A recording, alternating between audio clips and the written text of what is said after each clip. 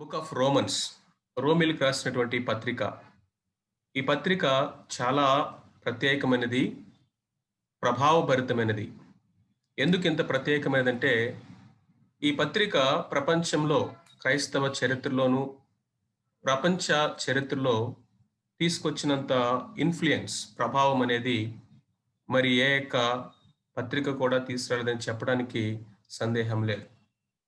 అందుకనే this is the most significant piece of New Testament అని మనం చెప్పొచ్చు.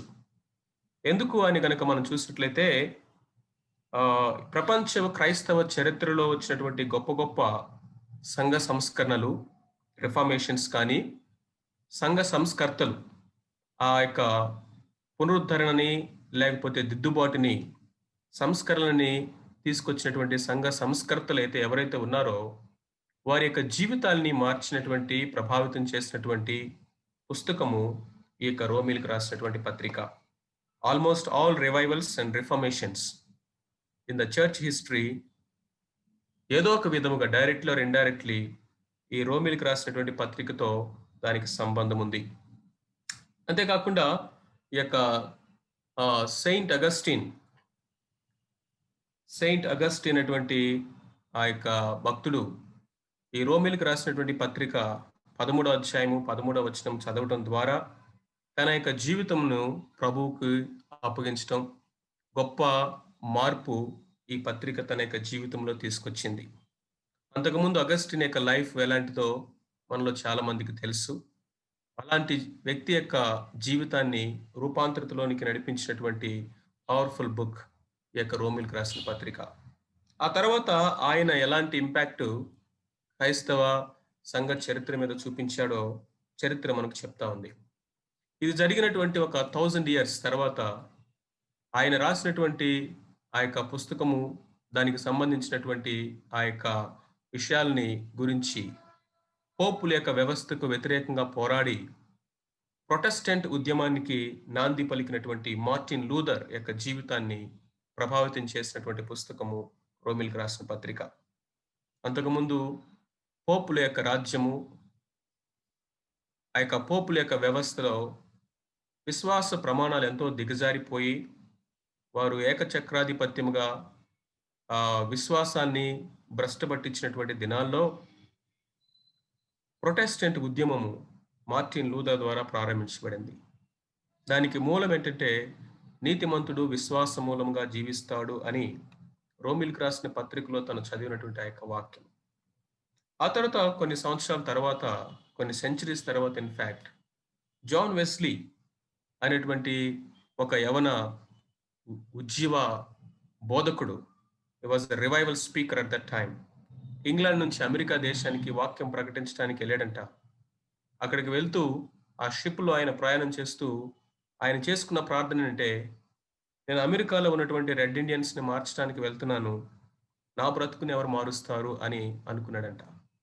నిజమైనటువంటి రక్షణ గురించిన నిశ్చయత లేనటువంటి వ్యక్తిగా ఉన్నటువంటి దినాల్లో మార్టిన్ లూథర్ రాసినటువంటి ప్రిఫేస్ ఆఫ్ రోమన్స్ చదువుతున్నప్పుడు నా హృదయము ఇదిగో మండింది అని, మై హార్ట్ వాజ్ స్ట్రేంజ్లీ వార్మ్డ్ అని తను రాస్తూ, ఆ రోజు తను నిజమైనటువంటి మారు మనసు అంటే ఏంటో పొంది, ఆ తర్వాత ఇంగ్లాండ్ యొక్క చరిత్రని, తర్వాత ఈ యొక్క మెథడిస్ట్ ఉద్యమం కానీ, వెస్లీ యొక్క రివైవల్ అనేది ఏ విధముగా తీసుకొచ్చిందో మనం చూస్తూ వచ్చాం.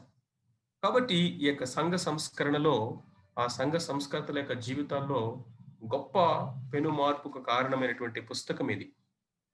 అందుకనే ఈ యొక్క పుస్తకాన్ని ఏమంటారంటే, ఒక అద్భుతమైనటువంటి సూపర్ స్ట్రక్చర్కి ఫౌండేషన్ ఎలాంటిదో, ప్రతి విశ్వాస యొక్క జీవితానికి ఈ గ్రంథము మనకు ఒక అద్భుతమైన పునాదిని వేస్తూ ఉంది.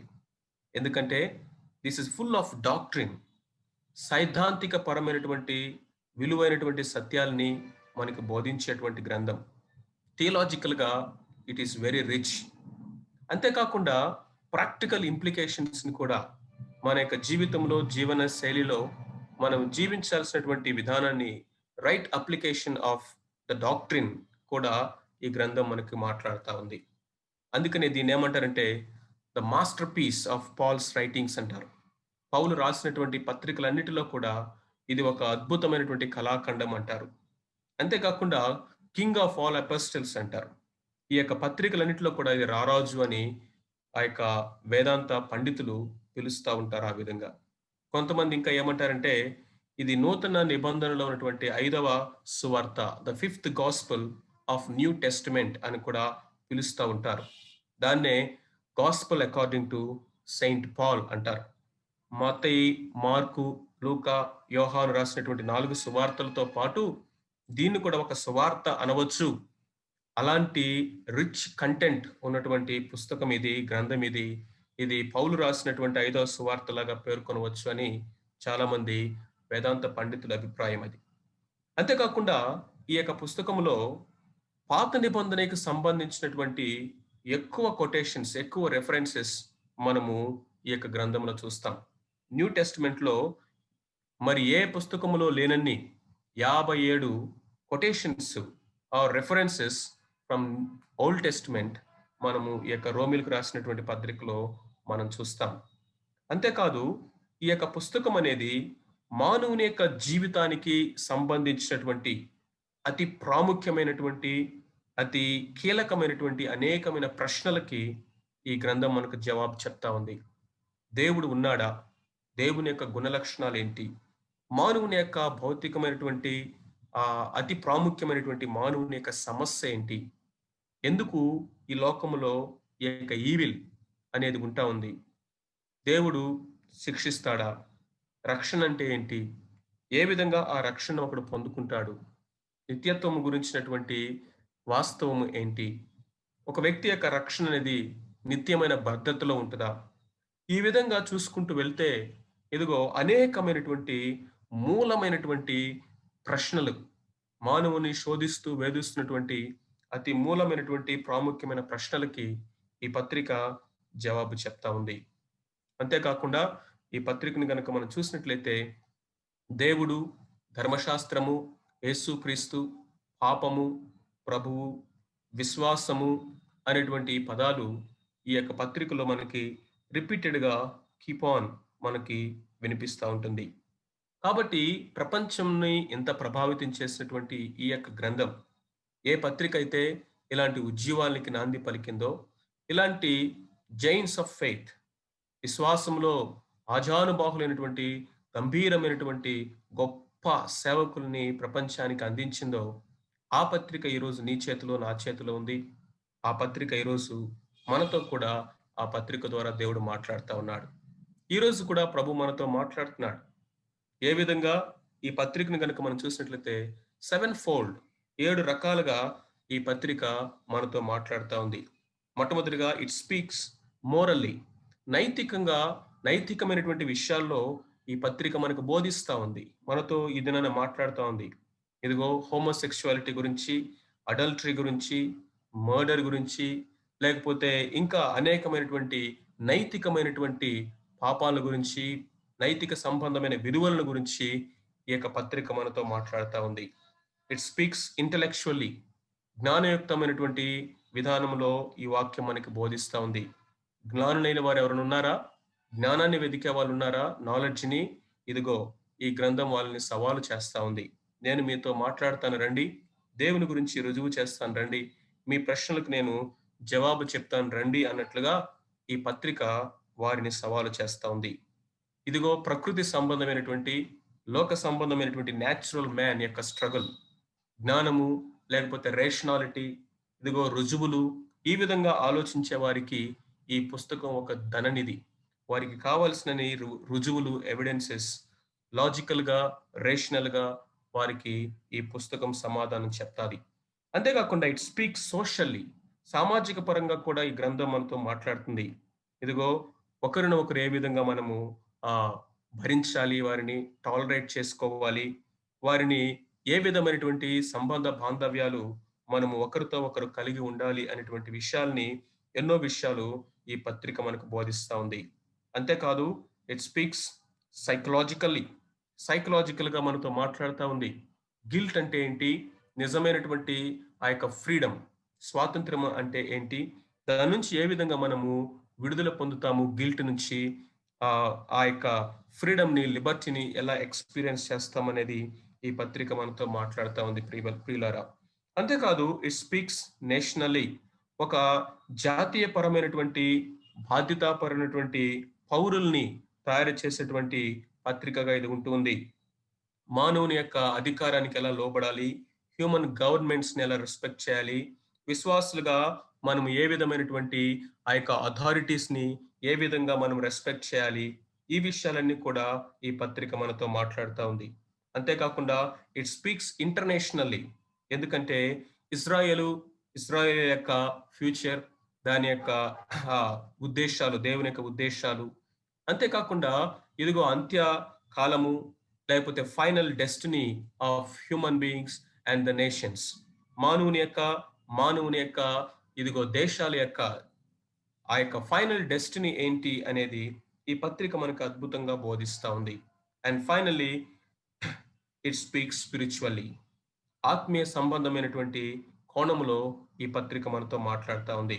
నిజమే, మానవుని యొక్క డీపెస్ట్ స్ట్రగుల్, మానవుని యొక్క అంతరంగం యొక్క అతి భయంకరమైనటువంటి, ఉన్నతమైనటువంటి సమస్య ఏదైతే ఉందో, పాపము గురించి, దానికి సంబంధించినటువంటి సొల్యూషన్ గురించి, నిత్యత్వము గురించి, నిరీక్షణ గురించి, రక్షణ గురించి ఈ పత్రిక మనతో గంభీరంగా మాట్లాడుతా ఉంది. కాబట్టి morally, intellectually, socially, psychologically, nationally, internationally and finally spiritually this book is speaking even to us today. ఈరోజు నీతో, నాతో, మనందరితో కూడా ఈ గ్రంథము మాట్లాడుతా ఉంది, సిద్ధముగా ఉంది. ఈ గ్రంథకర్త ఎవరు? Who is author? ఆథర్ ఎవరు అని కనుక మనం చూసినట్లయితే no doubt at all Paul. ఎందుకంటే మొదటి అధ్యాయము మొదటి వచనంలోనే యేసు క్రీస్తు దాసుడును అపోస్తులుగా ఉండుటకు పిలువబడినటువంటి వాడైనటువంటి పౌలు ఇదిగో రోమాలో ఉన్నటువంటి వారికి రాస్తూ ఈ యొక్క పత్రికని ఆయన రాస్తూ తన యొక్క పర్పస్ ఏంటి, ఎక్కడి నుంచి రాస్తా ఉన్నాడు, ఈ విషయాలన్నీ రాస్తా ఉన్నాడు. కాబట్టి పౌల్ తన యొక్క మారు మనసు పొందక ముందు తన ఒరిజినల్ నేమ్ సాల్, సాల్ ఆఫ్ టార్సస్. తార్సు అనేటువంటి పట్టణస్థునటువంటి సౌలు బెన్యామీను గోత్రానికి చెందినటువంటి ఒక హెబ్రీయుడు, ఒక యూదుడు. గమాలియేలు పాదముల దగ్గర కూర్చొని ధర్మశాస్త్రం అంతటిని కూడా ఇదిగో పాండిత్యాన్ని నేర్చుకున్నటువంటి వాడు. ధర్మశాస్త్రం విషయంలో నేను అనింద్యుడును, ధర్మశాస్త్ర సంబంధమైనటువంటి నీతి విషయంలో నేను మచ్చలేని వాడిగా జీవించానని ధైర్యంగా చెప్పగలిగినటువంటి ఒక Pharisee, the teacher of the law. Pharisee of the Pharisee అని ఆయనకి ఆ బిరుదు మనం చూస్తాం. 8వ దినాన సున్నతి పొందినటువంటి వాడు, శుద్ధీకరణ ఆచారాలు కానీ, యూదా మత ఆ యొక్క ఆ ప్రావీణ్యతను, లేకపోతే దాని యొక్క ప్రతిష్టతను కాపాడడానికి కంకణం కట్టుకున్నటువంటి ఒక మతాన్ని గౌరవించేటువంటి వ్యక్తిగా మనకి పౌలు కనిపిస్తా ఉన్నాడు. అంతేకాకుండా వాళ్ళ నాన్నగారు, వాళ్ళ ఫ్యామిలీ మెంబర్స్ చాలా రిచ్ కావటం వలన రోమా పౌరసత్వాన్ని కూడా తను కలిగి ఉన్నాడు. ఎందుకంటే ఆ దినాల్లో రోమా పౌరసత్వాన్ని కొనుక్కోవచ్చు. ఆ విధంగా మేబీ రోమా పౌరసత్వాన్ని వాళ్ళ యొక్క తండ్రి కొనుక్కోవటం ద్వారా తనకి రోమా పౌరసత్వం కూడా ఉంది. కాబట్టి ఒక యూదుడుగాను, ఒక రోమా సిటిజన్ గా తను కలిగినటువంటి వాడుగాను, తర్వాత గ్రీకు, యూదా సంబంధమైనటువంటి పాండిత్యాన్ని అభ్యాసం చేసినటువంటి వెల్ లెర్నడ్, అద్భుతముగా జ్ఞాని అయినటువంటి, బాగా చదువుకున్నటువంటి వ్యక్తిగా మనకి పౌలు కనిపిస్తా ఉన్నాడు. ఆసక్తి విషయంలో తన సంఘాన్ని హింసించినటువంటి స్థాయికి తన యొక్క యూదా మతాన్ని ప్రేమించాడు. సంఘాన్ని హింసిస్తూ యేసు అనేటువంటి ఇంకొక నామములో వీరు భక్తిని ప్రారంభించి యూదా మతాన్ని వీరు అపవిత్రపరుస్తా ఉన్నారు అనేటువంటి ఒక ప్యాషన్తో, ఆ జీల్తో, రోషంతో ఇదిగో వారిని ఏ విధంగానే సరే ఎరాడికేట్ చేయాలి, రూపుమాపాలి, భూస్థాపితం చేయాలి అనేటువంటి ఆ యొక్క ప్యాషన్తో తను పర్సిక్యూట్ చేయడం ప్రారంభించినటువంటి వ్యక్తిగా మనందరికీ తెలుసు. అలాంటి యొక్క సౌలు ఒక దినాన దమస్కులో ఉన్నటువంటి ఆ యొక్క విశ్వాసులని హింసించడానికి తాకీదులు పొంది వెళ్తూ ఉండగా దేవుడు ప్రభు ఆయన్ని మార్గ మధ్యంలో దర్శించటము, ఒక వెలుగు ద్వారా తను గుడ్డివాడై కింద పడిపోవడము, నీవెవరు అని అడిగినప్పుడు సౌలా సౌలా నీవేళ నన్ను హింసించున్నావు అని ప్రభు అడిగినప్పుడు నీవెవరు అంటాడు. ఇదిగో నీవు హింసించినటువంటి యేసును, నీవు హింసించినటువంటి యేసును. అయితే నీ కొరకు నేనేమి చేయాలి అంటాడు. పౌలు యొక్క జీవితం అంతా కూడా 2 ప్రశ్నల మధ్య ముగించబడింది. ఓన్లీ 2 క్వెషన్స్ ఇనఫ్ అన్నాడు. ఇంక మళ్ళా మూడో ప్రశ్న వేయలేదు పౌలు. మొదటి ప్రశ్న హూ ఆర్ యూ? నీవెవరు అన్నాడు. మొదటి ప్రశ్న హూ ఆర్ యూ? నీవెవరు? నీవెవరు అన్నటువంటి ప్రశ్న అతి ప్రాముఖ్యమైనది. నేను యేసును అని ప్రభు చెప్పాడు. అంటే దాని అర్థము నీ రక్షకుణ్ణి, నీ రక్షకుణ్ణి. ఏ రక్షకునైతే విడిచిపెట్టి ఒక మతాన్ని అనుసరిస్తా ఉన్నావో, గ్రుడ్డివాడుగా ఉన్నావో, ఇదిగో గ్రుడ్డివాడుగా ఉండి ఈ మూర్ఖమైనటువంటి పనులను చేస్తూ నన్ను హింసిస్తూ ఉన్నావో, ఇదిగో నువ్వు ఎవరినైతే హింసిస్తున్నావో ఆ యేసును నేనే అని ఆ రోజు ప్రభువు తను పౌలుకు బయలుపరుచుకున్నాడు. తను బయలుపరుచుకున్నాడు. Knowing Jesus is first thing. Yesu ప్రభుని ఎరుగుట అనేది జీవితానికి అతి ప్రాముఖ్యమైనటువంటి మొట్టమొదటి ఘట్టం. దానికి సంబంధించిన ప్రశ్న హూ ఆర్ యూ? ఇది ప్రతి ఒక్కరూ అడగాల్సినటువంటి ప్రశ్న. ప్రతి ఒక్కరూ పొందుకోవలసిన జవాబు కూడా ఆయన ఎవరు అనేది. తర్వాత జీవితంలో అతి ప్రాముఖ్యమైనటువంటి రెండవ ప్రశ్న అంటే నీ కొరకు నేనేం చేయాలి? It talks about the purpose of life. నీ కొరకు నేనేం చేయాలి? What shall I do for you? What shall I do for you? ఎందుకు నువ్వు నన్ను దర్శించావు? ఎందుకు నా కన్నులు తెరిచావు? ఎందుకు నీవు నాకు రక్షకుడుగా బయలుపరుచుకున్నావు? ఎందుకు ఈ గుడ్డితనములో, మతం అనే ముసుగులో గర్విష్ఠునై, గర్వాంధుడినై సంఘాన్ని హింసిస్తున్నటువంటి నాలాంటి వాడిని ఎందుకు రక్షించావు? నీ గొప్ప ఉద్దేశం ఏంటి? నేను దేని కొరకు బ్రతకాలి అని ఆ రోజు పౌలు డైరెక్ట్ గా అడిగాడు. ఆ తర్వాత దేవుడు తనతో మాట్లాడాడు. ఇదిగో నేను ఏర్పరచుకున్న సాధనము నీవు. అన్ని జనులకు వెలుగుగా నేను నిన్ను చేస్తాను. రాజుల ఎదుట, ప్రధానుల ఎదుట, అధికారుల ఎదుట నేను నిన్ను నిలవబెడతాను. అంతేకాదు నా నామము నిమిత్తం ఎన్నో శ్రమలు అనుభవించడానికి, నన్ను ప్రకటించడానికి, నా సాక్షిగా లోకానికి వెలుగుగా ఉండడానికి నేను ఏర్పాటు చేసుకున్నటువంటి సాధనం నీవే. లేచి నడువు అని ప్రభు చెప్పడం మనం చూస్తాం. కాబట్టి అద్భుతమైనటువంటి రక్షణ కార్యము పౌలు యొక్క జీవితంలో జరిగింది. ఇదిగో మన యొక్క అపోస్తుల కార్యం గ్రంథంలో చూసినట్లయితే 3 సార్లు పౌలు యొక్క రక్షణ ఆ యొక్క సాక్ష్యాన్ని పరిశుద్ధాత్మ దేవుడు గ్రంథంలో రికార్డ్ చేసి ఉంచడం అనేది ఎంతో ఆశ్చర్యం. 3 టైమ్స్ ఆ హోల్ నెరేషన్ అంతా కూడా జరిగినటువంటి రక్షణ కార్యాన్ని సాక్ష్యముగా పౌలు చెప్పటము మొదట యూదులకి, ఆ తర్వాత కనుక మనం చూసినట్లయితే గ్రీక్స్ కి, ఆ తర్వాత ఫైనల్ గా ఎదుగో రోమీలకి కూడా తన సాక్ష్యాన్ని పంచుకోవటం మనము చూస్తాం. ఆ తర్వాత తను దమస్కుకు వెళ్లి సువార్త ప్రకటించాడు. దమస్కులో ఉన్నటువంటి విశ్వాసులు పౌలు యొక్క కన్వర్షన్ ని నమ్మలేదు. కాబట్టి తను అక్కడి నుంచి అరేబియా ప్రాంతాలకు వెళ్ళాడు. అది ద యూనివర్సిటీ డివైన్ సెమినరీ అన్నాడు ఒక ఆయన. Divine seminary. అనేక మంది సేవకి సిద్ధపడుతూ సెమినరీస్కి వెళ్తుంటారు.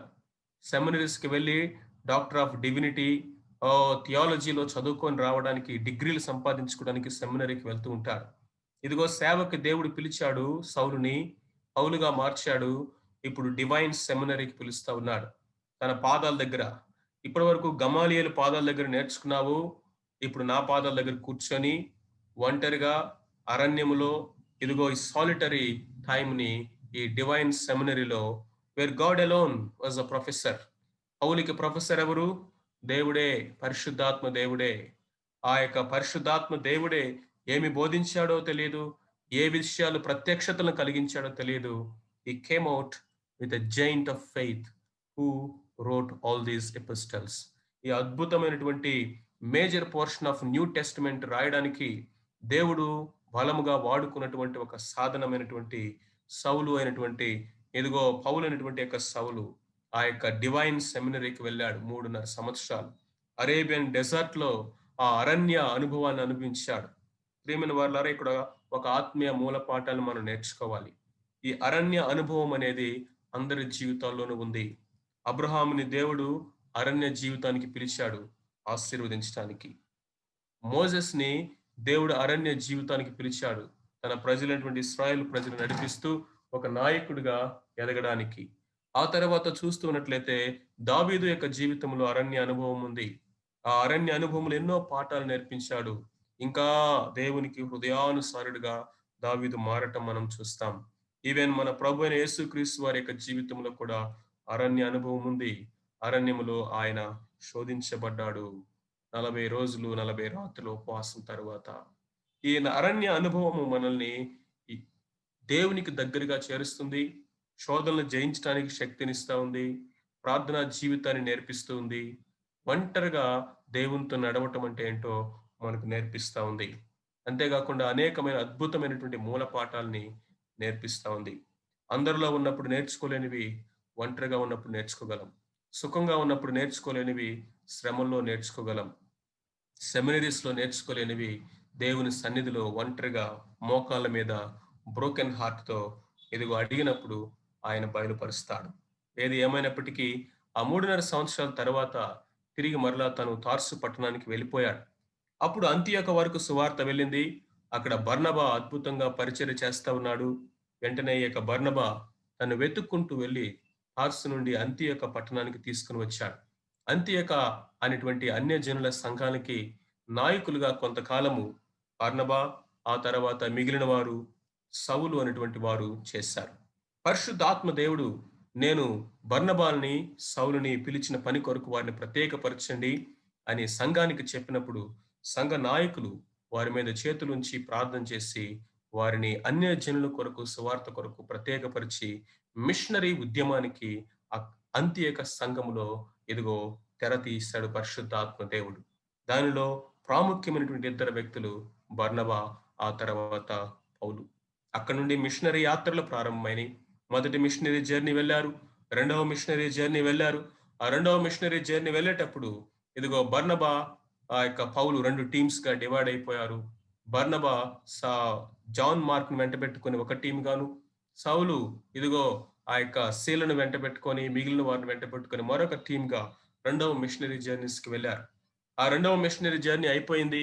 ఇప్పుడు మూడవ మిషనరీ జర్నీకి ఇదిగో వెళ్ళినటువంటి పౌలు కొరింథ్ అనేటువంటి ఆ పట్టణము, ఆ ప్రాంతాల సమీపంలో ఉన్నప్పుడు అక్కడ కొంతకాలము సేద తీర్చబడుతూ ఉన్నప్పుడు స్పెయిన్‌కి వెళ్ళాలని, స్పెయిన్‌కి వెళ్తూ ఉన్నప్పుడు రోమ్ పట్టణాన్ని దర్శించాలని, రోమ్‌లో ఉన్నటువంటి విశ్వాసులకి ఏదైనా తను ఆత్మీయంగా సహాయం చేయాలని ఎన్నో సంవత్సరాల నుండి తన హృదయంలో బలమైన వాంఛ, ఆశ ఉంటా ఉండేది. ఆ ఆశ అలాగే ఉండిపోయింది. అనేక సార్లు రోమ్‌కి వెళ్ళడానికి ప్రయత్నాలు చేశాడు కానీ తన వల్ల కాలేదు. ఆ టైంలో ఇదిగో ఒక ఆ పట్టణాల నుంచి ఫీబే అనేటువంటి ఒక సహోదరి రోమ్‌కి వెళ్తుంది అన్న సంగతి పౌలుకి తెలిసింది. ఆ టైంలో మేబీ అంటాడు, "అమ్మా! అమ్మా! ఇదిగో నువ్వెలా వెళ్తున్నావు కదా! నేనొక చిన్న ఉత్తరం రాసిస్తాను. అక్కడున్నటువంటి సంఘానికివ్వు. అక్కడ చదువుకోమని చెప్పండి" అని అడిగాడేమో. అడిగి కూర్చున్నాడు పెన్ను పట్టుకొని. అంతే. కూర్చోవటం వరకే తన పని. ఇక పరిశుద్ధాత్మ దేవుడు ఈ అద్భుతమైనటువంటి grand master theological rich doctrinal లెటర్‌ని రాయడానికి పురికొల్పాడు. ఆ విధముగా ఈ పత్రిక రాయటం జరిగింది. ఆ పత్రికను రాసి ఫీబే అయినటువంటి సహోదరి చేత రోమ్ పట్టణానికి అక్కడున్నటువంటి విశ్వాసుల కొరకు తను ఈ పత్రిక రాశాడు. మేబీ క్రీస్తు శకము 56, 58 ఆ యొక్క కాలములో ఈ పత్రికని కొరింథు అనేటువంటి పట్టణం నుండి రాసి ఉంటాడు అని చరిత్రకారులు చెప్తారు. ఇంతకీ అసలు రోమ్‌లో ఉన్న సంఘము ఎవరు స్థాపించారు? పౌలు ఎప్పుడు రోమ్ పట్టణానికి వెళ్ళలేదు. రోమ్‌లో సువార్త ప్రకటించలేదు. కాబట్టి రోమ్‌లో ఉన్నటువంటి సంఘము ఎఫెసులాగా, ఫిలిప్పులాగా, కొరింథులాగా పౌలు వెళ్లి సువార్త ప్రకటించడం ద్వారా ఏర్పరచబడినటువంటి సంఘము కాదు. మరి పేతురెళ్ళాడా? మరి అపోస్తలులు ఎవరైనా అక్కడికి వెళ్లి సువార్త ప్రకటించారా అంటే, పేతురు అక్కడికి వెళ్లి సువార్త ప్రకటించిన దాఖలు ఎక్కడ కూడా అపోస్తలుల కార్యాల్లో కానీ, పేతురు పత్రికల్లో కానీ, న్యూ టెస్టమెంట్‌లో ఎక్కడ గాని మనకు కనపడదు. అలాగే మిగిలిన అపోస్తలులు కూడా ఆ ప్రాంతాలకి వెళ్ళినట్లుగా ఎక్కడ మనకు కనిపించదు. మరి ఏ విధంగా ఇది ప్రారంభించబడింది అని గనక మనం చూసినట్లయితే, పెంతెకోస్తు దినాన ఆ యొక్క అపోస్తల కార్యం 2వ అధ్యాయంలో మనం చూస్తాం. పెంతెకోస్తు దినాన ఆహ్, అనేక ప్రాంతాల నుంచి యెరూషలేముకి రావడం మనం చూస్తాం. యూదులైనటువంటి వారు, భక్తిపరులైనటువంటి యూదులు అనేక ప్రాంతాల నుంచి యెరూషలేముకొచ్చారు ఆ టైంలో. అక్కడ ఉన్నటువంటి వారిలో మనం చూసినట్లయితే కురేనీ దగ్గరున్న లిబియా ప్రాంతమందు కాపురమున్నవారు, రోమా నుండి పరవాసులుగా వచ్చిన వారును, యూదులు, యూదా మత ప్రవేశితులు అని చెప్తూ ఒక పెద్ద లిస్టు చెప్తాడు అక్కడ. చూడండి అక్కడ ఆ లిస్ట్ చూస్తే ఎంత అద్భుతంగా ఉంటదంటే, పార్థీయులు, మాదీయులు, ఎలామీలు, మెసొపొతేమీయులు, యూదీయులు, కపదొకియా, పొంతు, ఆసియా, ఫ్రుగియా, పంఫూలియా, ఐగుప్తు అను దేశములందరి వారు. 2వ అధ్యాయము 9వ వచనం నుంచి చదువుతున్నాను. కురేని దగ్గర లిబియా ప్రాంతమందు కాపురమున్న వారును, రోమా నుండి పరవాసులుగా వచ్చిన వారును, యూదులు, యూదా మత ప్రవిష్టులు, క్రేతీయులు, అరబీలు మొదలైన వీరందరూ. సో ఇన్ని ప్రాంతాల నుంచి వచ్చినటువంటి వారు రోమ్‌లో ఉన్నారు ఆ టైంలో. పరిశుద్ధాత్మ దేవుడు వారి మీదకి దిగి వచ్చినప్పుడు వారు ఇన్ని భాషల్లో సువార్త చెప్పారు. కాబట్టి మొట్టమొదటి సువార్త మల్టీ లాంగ్వేజెస్‌లో జరిగింది. ఇన్ని భాషల్లో ఒకేసారి గాస్పెల్ బ్రాడ్‌కాస్ట్ అయింది ఆ దినాన. సో కాబట్టి ఏ ప్రాంతం వారు ఏ భాషలోకి అలవాటైన వారు ఆ భాషలోనే ఒకేసారి సువార్త విన్నారు. కాబట్టి రోమ్ నుంచి పరవాసులుగా వెళ్ళినటువంటి వారు కొంతమంది, రోమ్‌లో జీవిస్తున్న వారు ఆ జెరూసలేంకి వెళ్ళి ఆ great manifestation of the Holy Spirit and the power of the gospel, the demonstration of the power of resurrection వాళ్ళు చూశారు. ఆ పెంతెకోస్తు అనుభవాన్ని పొందుకున్నారు. ఒకసారి చూడండి, అంత గొప్ప అనుభవాన్ని పొందుకొని వచ్చినటువంటి వాళ్ళు ఊరుకుంటారండి? ఖచ్చితంగా వాళ్ళు వచ్చి సువార్త ప్రకటించుంటారు. గొప్ప ప్రభావంతో కార్యాలు జరిగుంటాయి. కాబట్టే ఇదిగో అక్కడ సంఘము ప్రారంభించబడింది. కాబట్టి ఈ యొక్క ప్లేసు, టైం మనం చూసాము. ఆ తర్వాత పర్పస్ ఏంటి అనేది మనం చూద్దాం. Purpose of the writing. ఎందుకు ఈ పత్రిక పౌలు రాస్తా ఉన్నాడు? ప్రాముఖ్యంగా దేర్ ఈస్ ఆహ్, ఫైవ్ ఫోల్డ్ పర్పస్. 5 ప్రాముఖ్యమైనటువంటి ఉద్దేశాలు ఈ పత్రికని రాయడంలో ఉంది. మనం ఆల్రెడీ చూసాము. భౌతికంగా ఎప్పుడు రోమ్‌కి వెళ్ళలేదు. అక్కడ సువార్త ప్రకటన చేయలేదు. వారు పౌలు యొక్క పరిచర్య ద్వారా రక్షించబడినటువంటి వారు కాదు. అంటే పౌలు ఆ సంఘాన్ని స్థాపించలేదు. కానీ అక్కడున్నటువంటి విశ్వాసుల గురించి కూడా ఆయనకున్న ఆశ చూడండి. రోమ్‌లో ఒక సంఘం ప్రారంభించబడిందని, రోమ్‌లో ఉన్నటువంటి సంఘములో ఉన్నటువంటి విశ్వాసుల యొక్క విశ్వాసము నలుదిక్కులా అది ప్రాచుర్యము ఆహ్, పొగడబడుతా ఉందని, వాళ్ళ యొక్క విశ్వాసమును గురించి సాక్ష్యం విన్నప్పుడు పౌలు ఎంతో ఆనందించాడు. ఎందుకంటే పౌలు యొక్క మనసంతా కూడా రోమ్ మీద ఉండేది. రోమ్ అనేది ఆ దినాల్లో ప్రపంచానికి క్యాపిటల్ లాంటిదనమాట. All roads leads to Rome అంటారు కదా! అన్ని దారులు, రహదారులన్నీ రోమ్‌కి వెళ్తాయి. రోమ్ అనేది జియోగ్రాఫికల్‌గా గూడా కేంద్ర బిందువు, సెంటర్ పాయింట్‌లో ఉంటదది. అంతేగాకుండా ప్రపంచాన్ని పరిపాలిస్తున్నటువంటి ప్రపంచ వరల్డ్ సూపర్ పవర్ రోమ్. కాబట్టి రోమ్ అనేది it is a centre point of everything.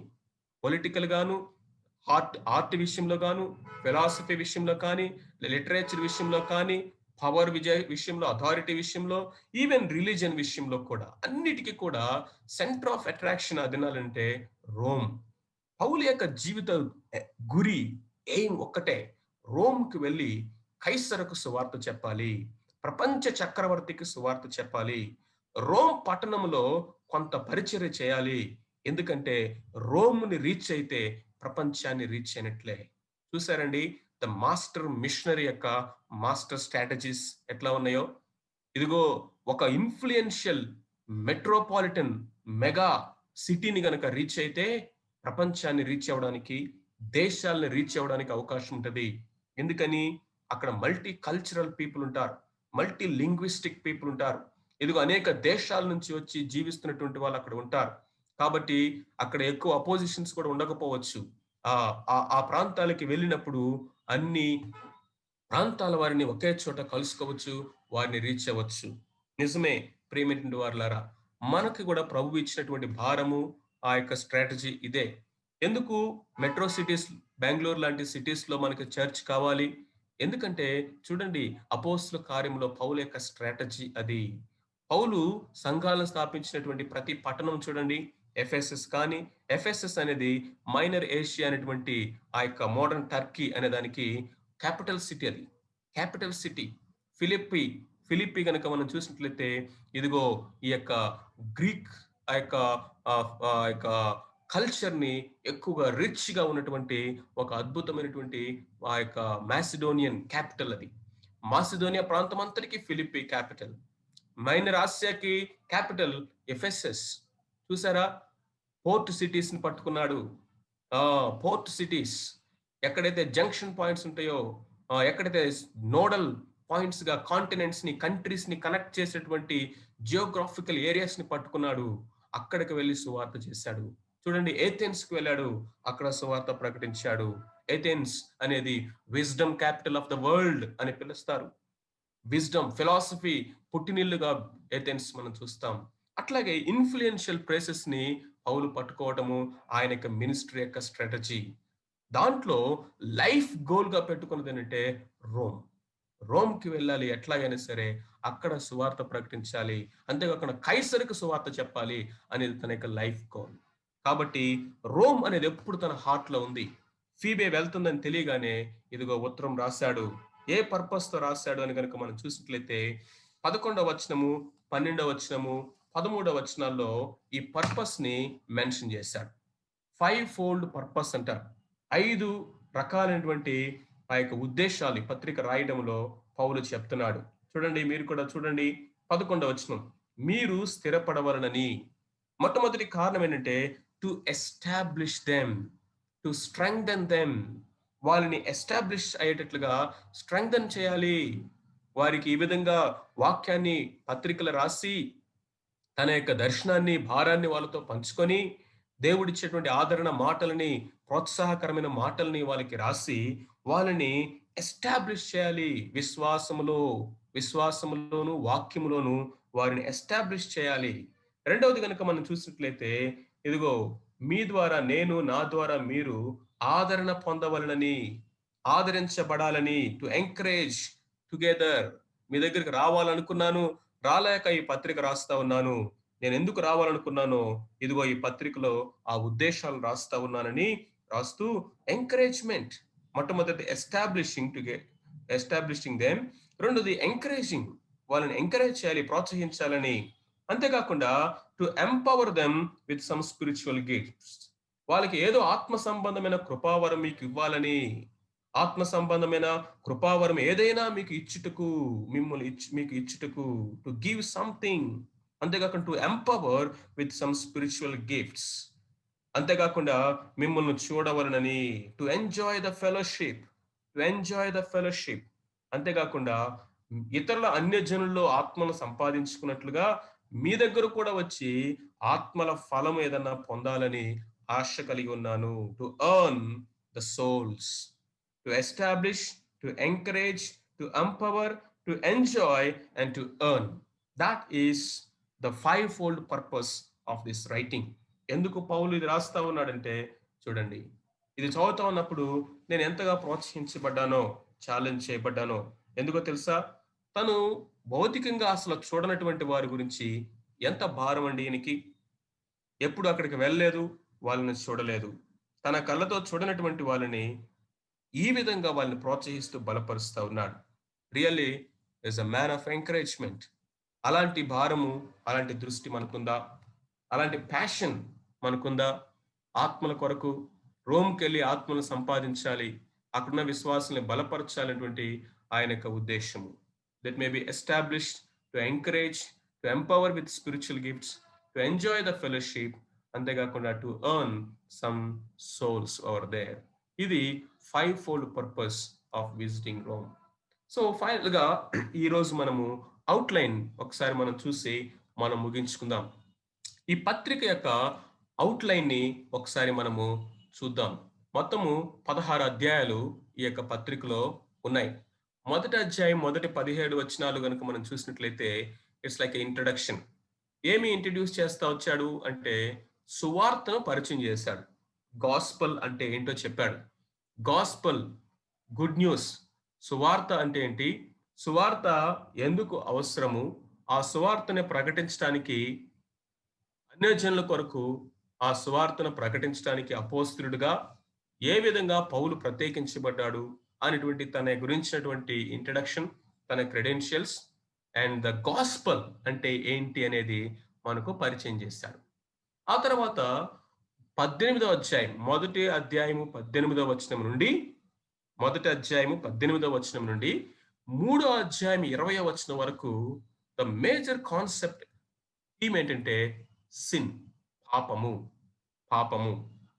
ఇక్కడ దేవుని యొక్క నీతి అనేది మానవుడి దగ్గర నుంచి ఏమి డిమాండ్ చేస్తా ఉందో, ఆ దేవుని నీతిని ఏదైతే డిమాండ్ చేస్తా ఉందో, దాని విషయంలో మానవులు ఏ విధంగా పడిపోయారో, ఆ నీతికి తగినట్లుగా ఆ స్టాండర్డ్‌లకి లేనటువంటి జీవితంలో వారు ఉంటూ ఉన్నారో, తద్వారా దేవుని యొక్క న్యాయమైనటువంటి తీర్పు అనేటువంటి ఉగ్రత, దేవుని కోపము మానవుల మీద ఏ విధంగా ఉంటూ ఉందో చెప్తూ వచ్చారు.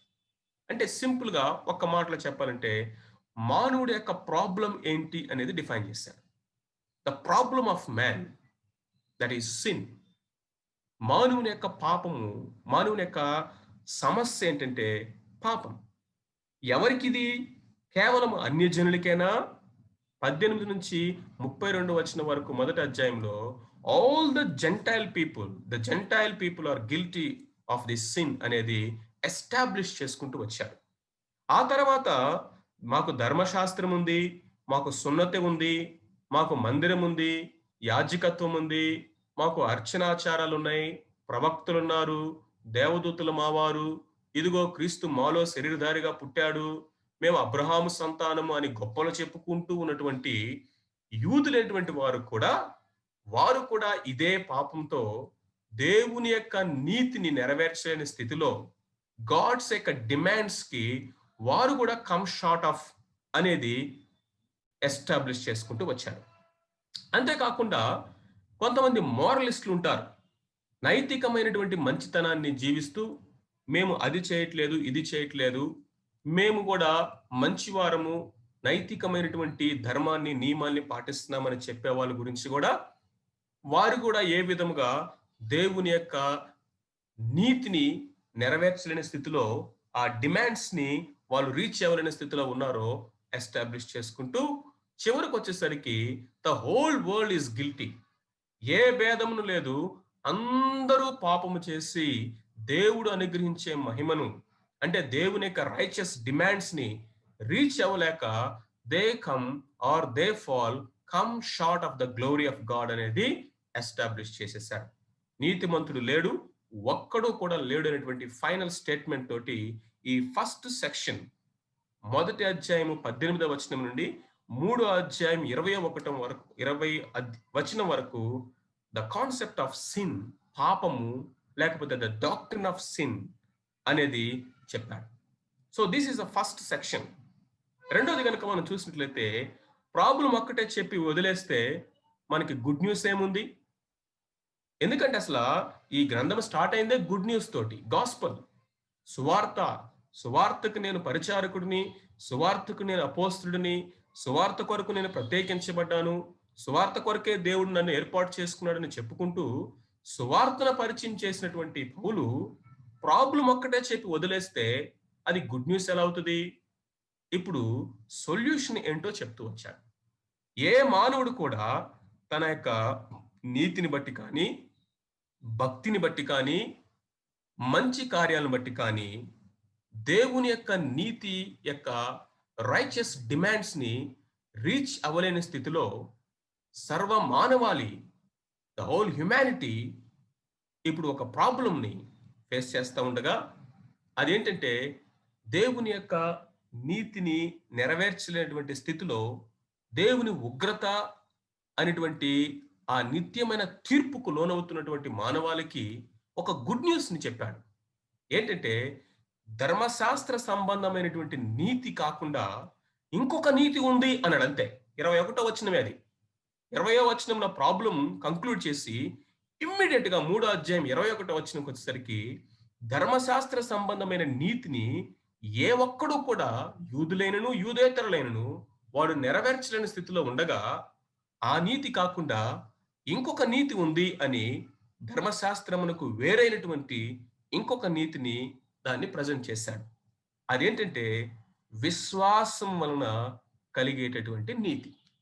నీతిమంతుడు విశ్వాసం మూలముగా జీవించు. దేవుని యొక్క ఉచితమైన కృప ద్వారా యేసుక్రీస్తు ప్రభువారు శిలువ మీద చేసిన బలియాగం యొక్క ఆధారముగా నమ్మినటువంటి అంటే విశ్వాసం ఉంచినటువంటి ప్రతి ఒక్కరికి కూడా దేవుడు అనుగ్రహించే ఉచితమైనటువంటి వరం గిఫ్ట్ ఏదైతే ఉందో అదే రక్షణ, సాల్వేషన్. ఇదే గాస్పల్, గుడ్ న్యూస్ అనేది తీసుకొచ్చారు. దాన్ని జస్టిఫికేషన్ అన్నాడు. జస్టిఫికేషన్ అంటే ఏంటో స్టేట్ చేశాడు, అంటే డిఫైన్ చేశాడు ఫస్ట్. ఆ జస్టిఫికేషన్ ని డిఫైన్ చేసిన తర్వాత ఇల్లుస్ట్రేట్ చేశాడు అబ్రహాం యొక్క జీవితం ద్వారా. ఆ తర్వాత ఒక వ్యక్తి దేవుని యొక్క నీతిని నెరవేరిస్తే అది అందరికీ ఎట్లా ఆపాదించబడుతుందండి? సరే, యేసుక్రీస్తు ప్రభువారు దేవుని ధర్మశాస్త్రం అంతటిని నెరవేర్చి మనందరి కోసం కలువరి శిలువలో చనిపోయి ఆయన తిరిగి లేవటం ద్వారా మనల్ని నీతిమంతులుగా చేర్చాడు అంటున్నాడు. ఒక ఆయన నీతిని నెరవేరిస్తే మనమందరం ఎట్లా నీతిమంతులు అవుతామని నువ్వు ప్రశ్న అడగొచ్చు. కానీ ఆదాము అనేటువంటి ఒక పురుషుడు పాపం చేయటం ద్వారా ఆదాములో ఉన్న మనమందరము పాపులం అవ్వలేదా? అలాగే దేవుని మూలముగా, దేవుని సంతానముగా, వాక్య మూలముగా, ఆత్మ మూలముగా నువ్వు తిరిగి జన్మించటం ద్వారా ఇదిగో ఆ నీతి మనందరికీ ఆపాదించబడుతుంది. పాపము ఎట్లాగైతే అందరికీ ఆపాదించబడిందో నీతి కూడా అందరికీ ఆపాదించబడుతుంది విశ్వాసము ద్వారా అంగీకరించిన వాళ్ళందరికీ అని ఆదాము యొక్క ఎగ్జాంపుల్ ద్వారా ఈ నీతి ఎలా ఆపాదించబడుతుందో ఎక్స్ప్లెయిన్ చేశాడు. సో ఈ పార్ట్ని మనం ఏమంటామంటే సాల్వేషన్ అన్నాం. Salvation are justification. జస్టిఫికేషన్ అంటే ఏంటో డెఫినేషన్ చెప్పాడు. తర్వాత ఇల్లుస్ట్రేట్ చేసి అబ్రహాం యొక్క ఎగ్జాంపుల్ ద్వారా చెప్పాడు. ఆ తర్వాత ఆదాము ద్వారా పాపం ఎలాగైతే అందరికి ఆపాదించబడిందో కడపటి ఆదామైన యేసుక్రీస్తు ప్రభు ద్వారా నీతి కూడా అందరికీ అదే విధంగా ఆపాదించబడుతుందని ఎక్స్ప్లెయిన్ చేసుకుంటూ వచ్చాడు. So the declaration of God's righteousness apart from the law, that is the second section, salvation. Now comes to the third section, which is sanctification. Sanctification అంటే ప్రాబ్లం ఏంటో చెప్పాడు, సొల్యూషన్ ఇక్కడ ఉందన్నాడు. అదేంటంటే యేసుక్రీస్తు ప్రభునందరి విశ్వాసము ద్వారా ఆయన కృప ద్వారా నీకు దొరికేటటువంటి ఉచితమైనటువంటి క్షమాపణ అని చెప్పాడు. అండ్ దెన్ ఈ విధంగా క్షమించబడిన వాడు over a night, over a moment, మినిట్లో సెయింట్ అయిపోయాడా? సెయింట్ అయిపోయాడా? పాత జీవితం అంతా ఒక్కసారిగా మాయమైపోయిందా? ఒక్కసారిగా ఏంజలిక్ లైఫ్ స్టార్ట్ చేస్తాడా? అంటే ఇప్పుడు ఈ నీతిలో ఏ విధముగా రోజు రోజు రోజు క్రమక్రమంగా ఎదగాలో, మానవుడిలో రక్షించబడినటువంటి వ్యక్తిలో ఉన్నటువంటి స్ట్రగుల్ ఏంటి, అది ఏ విధంగా జయించాలి అనేది సాంక్టిఫికేషన్, పరిశుద్ధతలో ఎదిగే క్రమము, పరిశుద్ధపరచబడే క్రమాన్ని 6, 7, 8 అధ్యాయాలు చెప్పుకుంటూ వచ్చారు. ఎందుకంటే మనము పరిశుద్ధతలో ఎదగడానికి మనకి 2 విషయాలు అడ్డొస్తాయి. మొట్టమొదటిది ఏంటంటే మన శరీరం, ఫ్లెష్, శరీర ఆశలు, శరీర సంబంధమైన కోరికలు, వీటిని ఎట్లా జయించాలి? విక్టరీ ఓవర్ ఫ్లెష్ 6వ అధ్యాయంలో చెప్పాడు. రెండోది ధర్మశాస్త్రం. మరి ధర్మశాస్త్రము నేను పాపిని అని చెప్తుంది కదా, ధర్మశాస్త్రంలో ఆజ్ఞలను నేను నెరవేర్చలేదు కదా, ఆజ్ఞలు నెరవేర్చకపోతే ధర్మశాస్త్రం నన్ను బంధించేస్తుంది కదా, నేను ఎలా స్వతంత్రం అవుతాను?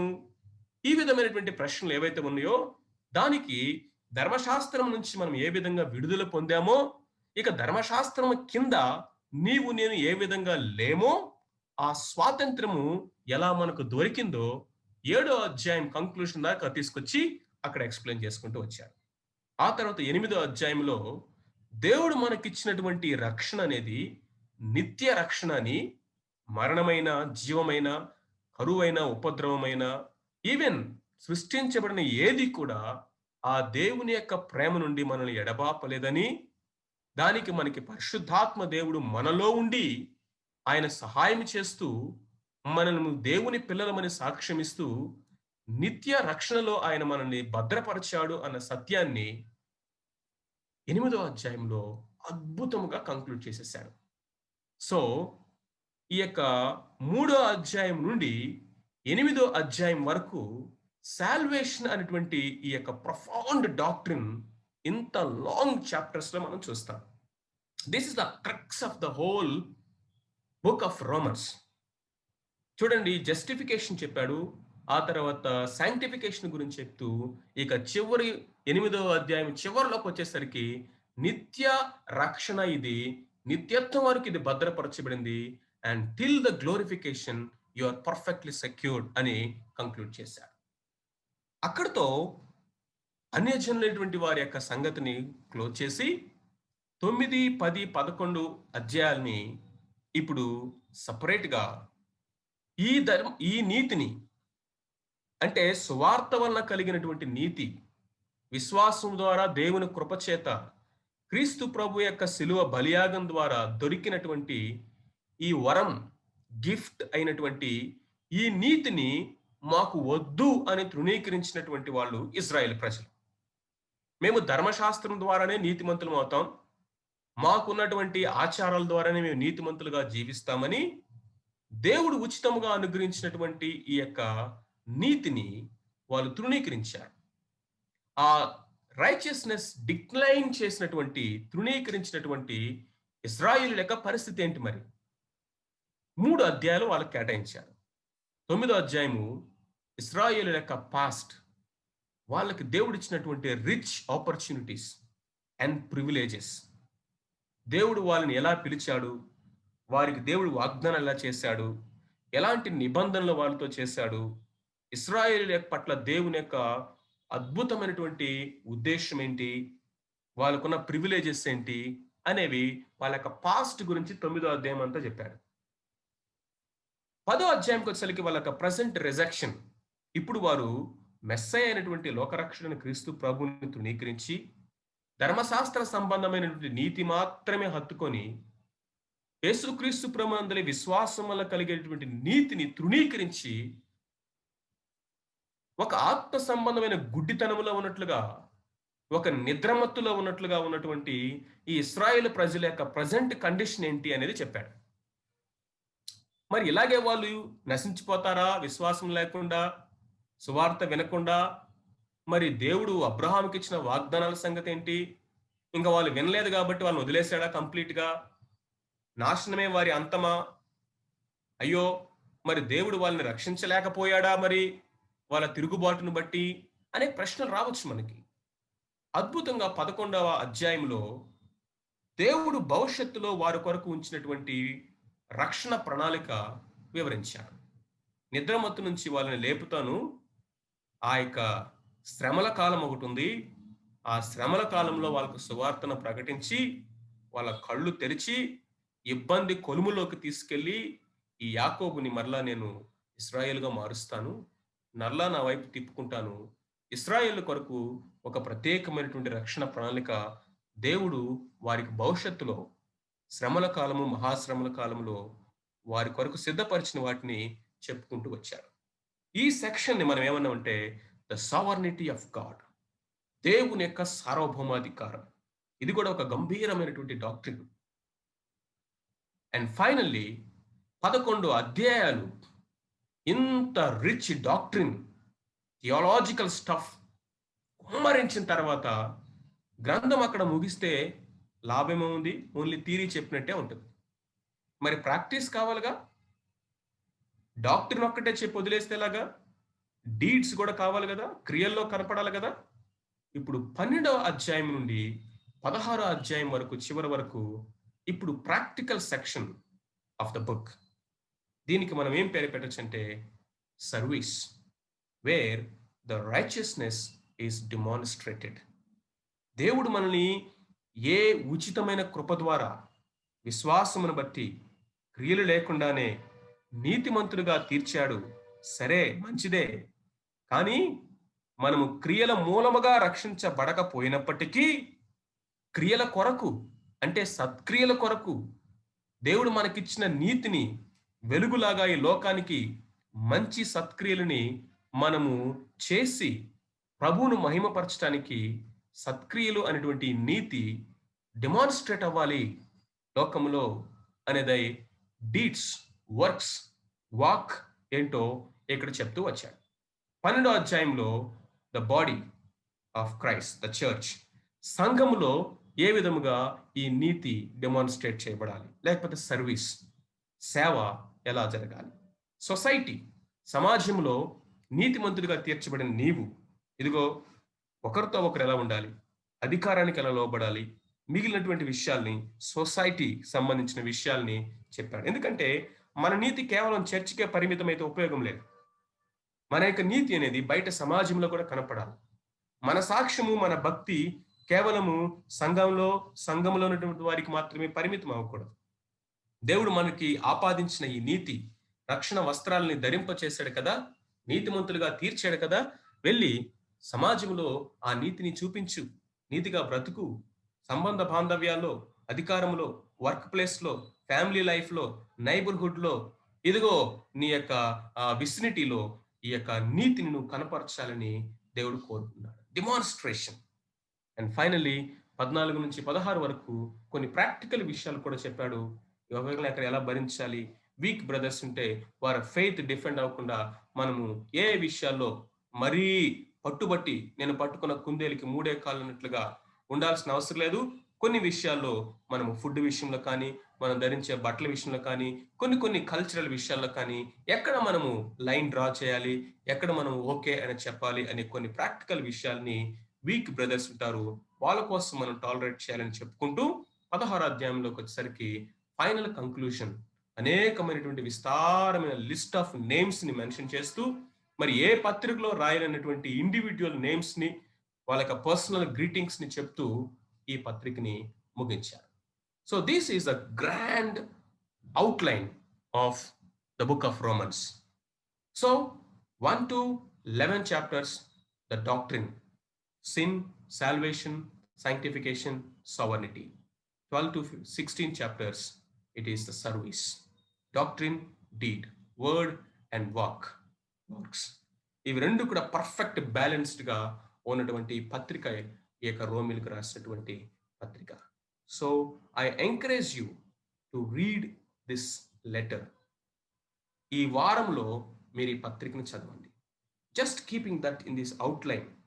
ఈ అవుట్లైన్ని జస్ట్ మైండ్లో పెట్టుకొని చెప్పబడినటువంటి ఈ యొక్క జిస్ట్, ఈ ఈ యొక్క సంక్షిప్తమైనటువంటి జిస్ట్ ఆఫ్ దిస్ థాట్ని, హోల్ బుక్ 16 అధ్యాయాల యొక్క సమ్మరీని మీ మైండ్లో పెట్టుకొని ఒకసారి ఈ వారంలో ఈ పత్రిక అంతా ఒక సింగిల్ రీడింగ్ మీ కంఫర్టబుల్ లాంగ్వేజ్లో ఒక్కసారి చదవండి. ప్రభు చిత్తమైతే మనం నెక్స్ట్ సెషన్ నుంచి ఒక ప్యాసేజ్ బై ప్యాసేజ్ మన యొక్క స్టడీని మనం స్టార్ట్ చేద్దాం. May God bless this wonderful journey of walking through the grand book, the book of Romans. Thank you very much. Praise Lord. ప్రార్థన చేసుకుందాం. ప్రేమగల తండ్రి, పరిశుద్ధుడైన మా దేవ, మీరు మాకు అనుగ్రహించినటువంటి యొక్క అద్భుతమైన అవకాశాన్ని బట్టి వందనాలు. అంధకార స్థలమందు, రహస్యమందు ఉన్న నిధులను, ధనాన్ని నేను మీకు ఇస్తాను అని మీరు వాగ్దానం చేసినప్పుడు అది ఏమో అనుకున్నాం. నిజమే ప్రభా, ఇదే ఆ యొక్క ధననిధి. తొవిన కొలది ఇంకా లోతుగా మేము వెళ్ళడానికి మా మనోనేత్రాలను తెరవండి. మీ యొక్క బిడలు, మా సహోదరులైనటువంటి వారిని బలపరచండి. అందరూ ప్రభు, ఏ ఒక్కరు కూడా ఒక్క సెషన్ కూడా మిస్ అవ్వకుండా కలిసి మేము కొనసాగడానికి కృపను అనుగ్రహించండి. మీ కృప లేదే మేమేమి చేయలేము. వ్యర్థుడును, నిష్ప్రయోజకుని, బలహీను నన్ను కూడా బలపరచండి. మీ వాక్యమును అనేటువంటి జీవాన్ని మేము సమృద్ధిగా అనుభవించడానికి సహాయం చేయండి.